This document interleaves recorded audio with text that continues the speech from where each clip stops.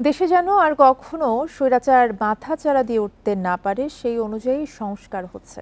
আর রাজনৈতিক দলগুলোর সঙ্গে ঐকমত্য কমিশনের বৈঠকে কাল বিএনপির সঙ্গে হবে আলোচনা, জানিয়েছেন শিল্প উপদেষ্টা আদিলুর রহমান খান।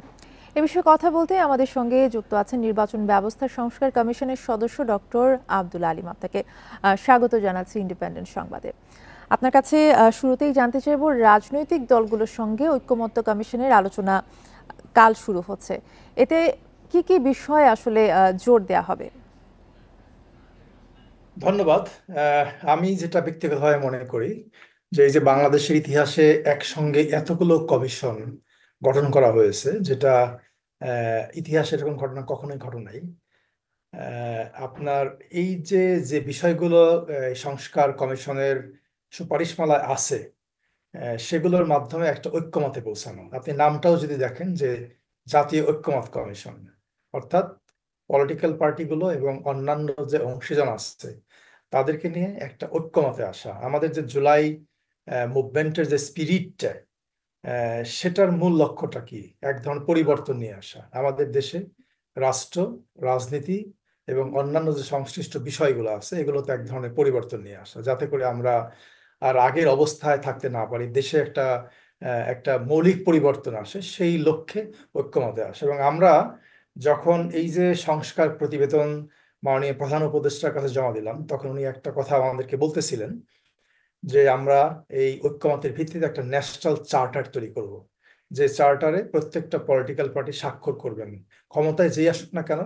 যেহেতু সব দল স্বাক্ষর করবেন, তাতে করে ওই একটা দায়িত্ব থাকবে, প্রত্যেকের এক ধরনের দায়বদ্ধতা থাকবে যে এটা তাদের এই ইমপ্লিমেন্ট করা, বাস্তবায়ন করা তাদের দায়িত্ব থাকবে। এবং এই যে যে বিষয়গুলো আসবে, আপনি সংবিধান থেকে ধরেন, নির্বাচন দিকে থেকে ধরেন, অনেকগুলো বিষয় আছে আমাদের। যেমন নির্বাচন সংসদ কমিশন, আমরা প্রায় 150টার উপরে সুপারিশ দিয়েছি। একইভাবে অন্যান্য যে সংস্কার কমিশনগুলো আছে তারাও এরকম অসংখ্য সুপারিশ দিয়েছে, কেউ 50টা, কেউ আরো বেশি সুপারিশ দিয়েছে। তো এইসব বিষয়ে ঐক্যমতে আসা, যাতে করে আমরা এই বাংলাদেশের চেহারা একটা পরিবর্তন দেখতে পাই, একটা একটা পরিবর্তিত বাংলাদেশ দেখতে পাই। কে সামনে রেখে নির্বাচন ব্যবস্থা সংস্কারের বিষয়ে কি কি প্রস্তাব আপনারা দেবেন?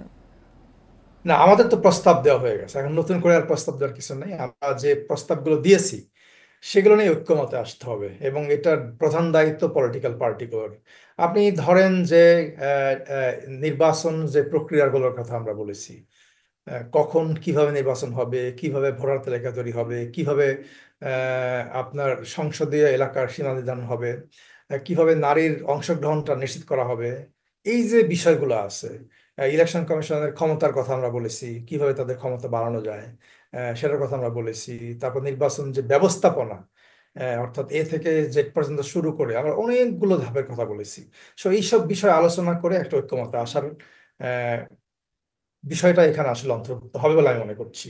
ক্ষেত্রে বৈঠকে রাজনৈতিক দলগুলোর প্রস্তাব বিবেচনায় নেওয়া হবে কিনা? হ্যাঁ, অবশ্যই।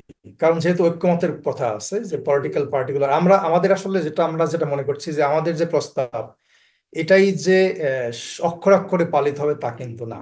এগুলো এক ধরনের আলোচনা, এক ধরনের ডায়লগ ওপেন করে দেবে। অর্থাৎ যে পলিটিক্যাল পার্টিগুলো আছে, আমাদের যে 150টি যে সুনির্দিষ্ট প্রস্তাব আছে বা তার চেয়ে বেশি আছে আরো, মানে মূল প্রস্তাব 150টি, এগুলো ধরে ধরে আলোচনা হবে।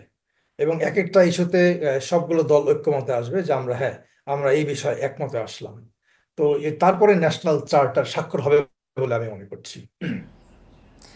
জি, আপনাকে অসংখ্য ধন্যবাদ আমাদের সাথে যুক্ত হবার জন্য।